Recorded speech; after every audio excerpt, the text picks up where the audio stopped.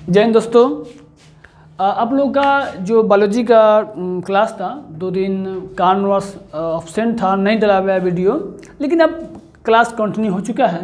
तो बात करते हैं हम लोग, आज का जो टॉपिक होगा वो है सेक्सुअल रिप्रोडक्शन के बारे में होगा। अब इसके पहले आपको कायिक जनन कितने प्रकार होते हैं, उत्तक संवर्धन और आपको बहुत सारे बातें बता दी गई है। यहाँ तक ले कि आपको कायिक जनन की पूरा प्रक्रिया बताया गया है। इसके बाद उसमें आप जो अलैंगिक जनन के बारे में पूरा व्याख्या कर दी गई है, प्रीवियस वीडियो में आप देख सकते हैं, उस सब का डिटेल वहाँ पे रखा गया है। अब हम लोग बात करेंगे सेक्सुअल रिप्रोडक्शन के बारे में। इसका हिंदी होता है लैंगिक जनन। क्या होता है बउआ? अब यहाँ पर गौर कीजिएगा, पटना यहाँ पर होता है लैंगिक जनन यानी सेक्सुअल रिप्रोडक्शन होता है, और ये होता है इसमें 2 जनक भाग लेते हैं। सबसे इसका होता है खासियत कि लैंगिक जनन में कितने जनक भाग लेते हैं? 2 जनक भाग लेते हैं। तो एक मिलेगा मेल और एक मिलेगा फीमेल, यानी कि एक होगा नर और एक होगा मादा। इंग्लिश बोलते हैं मेल और फीमेल। आगे बढ़ते हैं, इसमें होता है युग्मक। क्या होता है? इसमें युग्मक भाग लेता है। देखिए, रिप्रोडक्शन तो दोनों भाग लेते हैं सही के, लेकिन इनका युग्मक भाग लेता है। युग्मक इंग्लिश बोलते हैं गैमेट। क्या बोलते हैं? गैमेट होते हैं। अब पता है गैमेट क्या होता है? गैमेट अगुणित होता है। क्या होता है? अगुणित।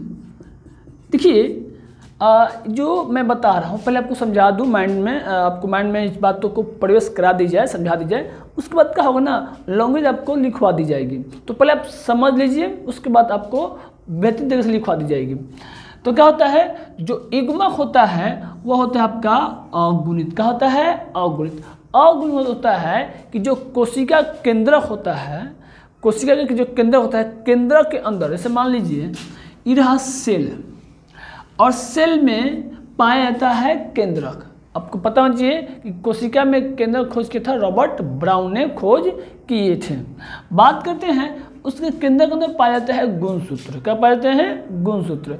शायद गुणसूत्र का नामकरण वाल्लियर ने किया था, चेक कर लीजिएगा लोग। इसमें होता है केंद्रक होते हैं, केंद्रक में गुणसूत्र होते हैं। तो गुणसूत्र में क्या होता है, जब कोशिका विभाजन होगा तो हम होता है समसूत्री होता है, जबकि जब ये आगे बनेगा तो ये युग्मक सीम होता है। तो युग्मक 2 प्रकार होता है, नर युग्मक और मादा युग्मक, यानी कि मेल गैमेट और फीमेल गैमेट। कोई अब सवाल पूछेगा कि नर युग्मक किसे कहेंगे, तो शुक्राणु कहेंगे। गौर कीजिएगा, नर युग्मक का होगा शुक्राणु को कहते हैं, और मादा युग्मक को अंडाणु को कहते हैं। याद रखिएगा बात को, पहले ये बात क्लियर हो गया होगा।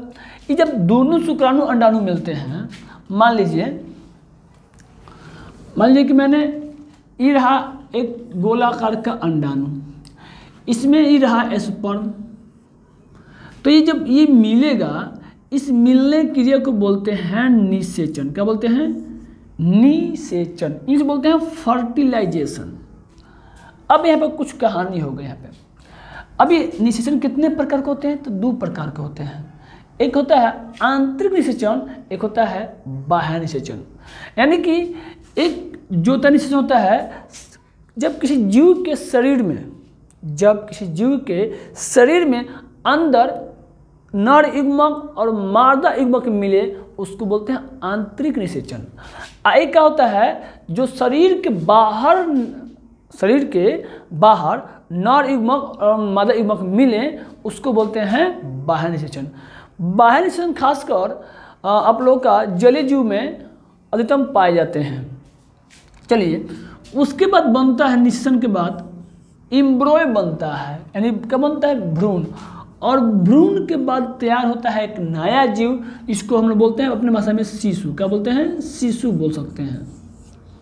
शिशु का निर्माण होता है। मैं बता दूं कि शिशु के निर्माण के टाइम में बहुत सारे बदलाव होते हैं। आपको मिलेगा ब्लास्टोसिस्ट मिलेगा, ब्लास्टोथी मिलेगा, ब्लास्टोहाइस का बहुत सारे भाग होते हैं। आपको जब पढ़ाया जाएगा तो बताया जाएगा, तो इतना तक पढ़ना होता है। अब ये शुक्राणु अंडाणु जो मिलने की प्रक्रिया होती है, तो इसमें कुछ अन्य भी बदलाव होते हैं। तो जो अंडाणु और शुक्राणु जहाँ तक बारे में बात है, इसको आपको एक टॉपिक पढ़ाना पड़ेगा कि शुक्राणु के बारे में क्या होता है, अंडाणु के बारे में क्या होता है। देखिए ये थोड़ा सा हिट के तौर पर पढ़ रहे हैं, बाकी लेसन 3 में, अभी लेसन 1 हम लोग पढ़ रहे हैं, 3 में बहुत विस्तार से पढ़ना है, इसलिए इसको शॉर्ट फॉर्म समझ लीजिए होता क्या है, फिर हम आगे इस बात को लेसन 3 में विस्तार से पढ़ना है। तो आगे गौर कीजिएगा, एक जीव होते हैं, वैसा जीव जौन की एक ही बॉडी में नर युग्मक और मादा युग्मक पाए जाते हैं, उसको बोलते हैं द्विलिंगी यानी बाइसेक्सुअल बोलते हैं। क्या बोलते हैं? द्विलिंगी, उसको बोलते हैं। उसका एग्जाम्पल तक गौर कीजिएगा, बहुत इंपॉर्टेंट टॉपिक है।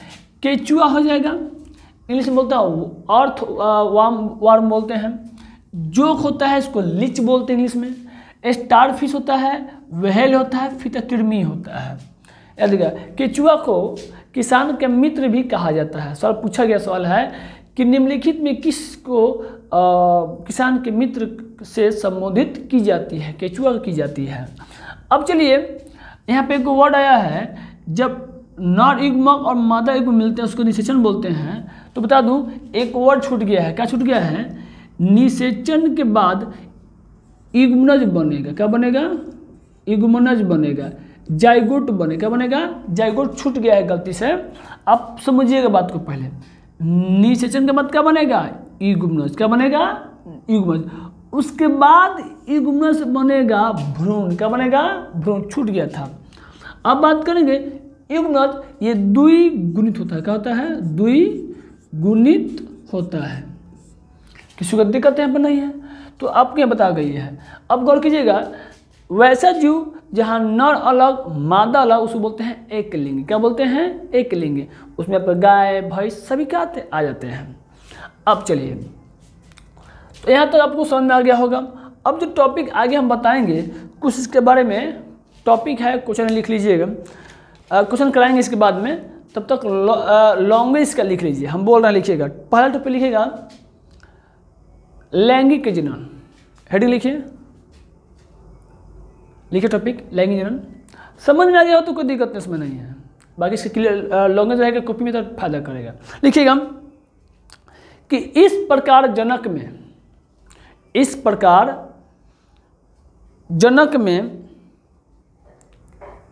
जनक में दो विपरीत लिंग वाले जीव होते हैं, एक नर दूसरा मादा।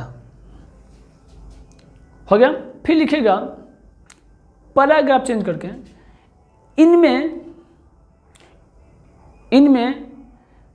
नर युग्मक और मादा युग्मक अलग अलग होते हैं। हो गया। अब टॉपिक लिखेगा स्टार्ट करके युग्मक। युग्मक बोलते हैं गैमेट। क्या बोलते हैं? GAMET बोलते हैं गैमेट। लेकिन नोट कर लिए, लिखिए गैमेट। लैंगिक जनन का सबसे प्रमुख विशेषता, देखिए लैंगिक जनन की सबसे प्रमुख विशेषता युग्मक का बनना होता है। ठीक है, नोट कर लिए युग्मक होता है। उसको फिर लिखिएगा नर युग्मक शुक्राणु को कहते हैं और मादा युग्मक अंडाणु को कहते हैं। आपके सामने बोर्ड पर बता चुके हैं, नोट कर लिए। आगे लिखिए, यह अगुणित होते हैं। क्या होते हैं? अगुणित होते हैं। और अगुणित के बारे में बता चुके हैं, ये सेल डिवीजन के आधार पर बताया गया है। क्लियर तक ले। अब डबल चिन्ह लिखिएगा कि युग्मक मिलने की क्रिया, डबल चिन्ह लिखेगा, युग्मक मिलने की क्रिया निषेचन कहा जाता है। हो गया। अब फिर डबल चिन्ह लिखेगा, निषेचन के फलस्वरूप युग्मनज का निर्माण होता है। किसका निर्माण होता है? युग्मनज का निर्माण होता है। नोट कर लिए। आगे देखिए, युग्मनज, आगे लिखिएगा युग्मनज, डबल चिन्ह देखिए, युग्मनज द्विगुणित होते हैं। कहते हैं द्विगुणित होते हैं। और युग्मनज से भ्रूण का विकास होता है। क्या होता है? भ्रूण का विकास होता है। और गौर कीजिएगा, भ्रूण के बनने की क्रिया, भ्रूण के बनने क्रिया या भ्रूण के विकसित होने की क्रिया भ्रूणोद्भव कहलाता है। क्या कहलाता है? भ्रूणोद्भव कहलाता है। यहां तक किसी दिक्कत नहीं है। चलिए आगे लिखिए, यहां तक खत्म हुआ। भ्रूण आगे चलकर एक नए जीव का निर्माण करते हैं। क्लियर? और कि कोई को अगर जल्दीबाजी लगा होगा तो वीडियो को पुश करके आप देख सकते हैं। चलिए स्टार्ट टॉपिक लिखिएगा, द्विलिंगी, इंग्लिश लिखिएगा बाइसेक्सुअल। लिख लिए, चुन लीजिएगा। लिखिए, वैसा जीव जिनमें एक ही शरीर में नर युग्मक और मादा युग्मक पाए जाते हैं या होते हैं उसे द्विलिंगी जीव कहते हैं। एग्जाम्पल, केचुआ, जोक, स्टारफिश, व्हेल मछली और आपका हो जाएगा फीता कृमि। एग्जाम्पल देख लीजिएगा। अब इसका देख लीजिएगा एक लिंगी जीव, वैसा जीव जिनका शरीर में केवल एक ही युग्मक होते हैं, यानी कि नर अलग और मादा युग्मक अलग को बोलते हैं एक लिंगी जीव। क्या बोलते हैं? एग्जाम्पल मनुष्य हो जाएगा, गाय, भैंस, बकरी इत्यादि होते हैं। चलिए यहाँ तक खत्म हुआ टॉपिक। चलिए अब यहाँ से आगे क्वेश्चन देखिएगा। क्वेश्चन को आगे बढ़ाने से पहले इसको कुछ क्वेश्चन पूछा गया है नीट में। नीट का क्वेश्चन क्या है तो गौर कीजिए। नीट का आपका सबसे फेमस सवाल आपका है, क्वेश्चन ऐसे नोट करिए, क्वेश्चन नीट में काम करेगा। और पूछा गया सवाल है आपका 2013 में सवाल पूछा गया है, कह रहा है कि सामान्यतः, क्वेश्चन लिखिएगा, सामान्यतः लैंगिक जनन का उत्पादन बनाता है। गौर कीजिएगा, क्वेश्चन आपका है, इसको नोट कर लीजिए, काम करेगा। सामान्यतः लैंगिक जनन का उत्पाद बनाता है, यानी क्या बनाता है, इसका सवाल हुआ। ऑप्शन सुन लीजिए, ऑप्शन क्या है? विशाल जीव संहति, बीज की लंबी जीवन क्षमता, तीसरी क्या हो जाएगा? प्रौसी ससुप्ति दिया है, चौथा है नए अनुवांशिक संयोग से विभिन्नता की ओर अग्रसर होना। चारों का है, चारों में थोड़ा सा तीसरी का अजीब लगा होगा, लेकिन इसका करेक्ट आंसर होगा चौथा होगा। गौर कीजिएगा, क्या से कह सकते हैं कि देखिए लैंगिक जनन की सबसे अच्छा विशेषता यही है कि इनके जो जीव होते हैं इनमें विभिन्नता पाई जाती है। क्या पाई जाती है? नोट कर लीजिएगा। लैंगिक जनन की सबसे अच्छी बात होती है उनमें क्या पाया जाता है? विभिन्नता पाई जाती है, जो कि जैव विकास का परिणाम देखने को मिलता है, यानी कि जैव विकास के लिए इम्पोर्टेंट होता है। अब सबसे बड़ा सवाल होता है कि आखिर सर एक में कारण क्या होता है, कारण से आखिर ये विभिन्नता आती है। देखो नर युग्मक मादा युग्मक दोनों में अलग अलग गुणसूत्र पाए जाते हैं, दोनों में तो 46 को होता है, 23 जोड़ा होता है, लेकिन जब दोनों का गुणसूत्र किसी जीव के शरीर में जाएगा तो दोनों का गुण दिखाएगा। क्या दिखाएगा? आयु जरूरी नहीं है कि दोनों दिखाई करेगा, कभी कि दोनों का गुण से मिलके एक नया गुण दिखा देता है। और इस आधार पे जो लैंगिक जनन की क्या होता है, खास विशेषता होता है, विभिन्नता पाई जाती है। और बहुत बड़े सवाल होता है कि जनन की सबसे अच्छी विधि किसे माना गया है? ये एनसीटी सवाल है। क्या है सवाल है? तो लिखिएगा कि जनन की सबसे अच्छी विधि लैंगिक जनन होती है। क्यों? कि इनमें पाए जाते हैं विभिन्नता। क्यों पाए जाते हैं? कि इसमें दो जनक भाग लेते हैं। क्यों भाग लेते हैं? दो जनक भाग लेते हैं, इसी कारण ये विभिन्नता पाई जाती है। विभिन्नता का कारण क्या होता है? इनमें अनुवांशिक पदार्थ होते हैं। क्या होते हैं? अनुवांशिक अलग अलग पदार्थ होते हैं, जिस कारण से क्या होता है? विभिन्नता पाई जाती है। और यहाँ से क्या होगा? टॉपिक आपको समाप्त करते हैं, फिर मिलते हैं अगले टॉपिक पे अगले विषय पर बात करेंगे।